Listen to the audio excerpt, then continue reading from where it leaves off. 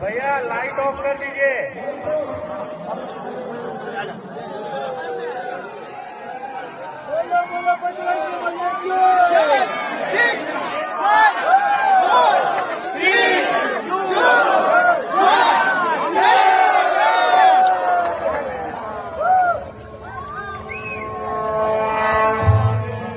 సర్వ మానవాళికి రక్షకుడు, మనకు కొండంత అండగా నిలిచేవాడు, మనసులో తలచిన వెంటనే గుండెల నిండా ధైర్యాన్ని నింపగలిగే మహాయోధుడు, అభయహస్తంతో ఎల్లవేళలా మనల్ని కాపాడే ఆ పవనపుత్రుడి ఇప్పుడు మనసారా స్తుతించుకుంటూ శ్రీ పంచముఖ ఆంజనేయ స్వామిగా అవతారమెత్తిన కథ దృశ్య రూపంలో తిలకిద్దాం రండి.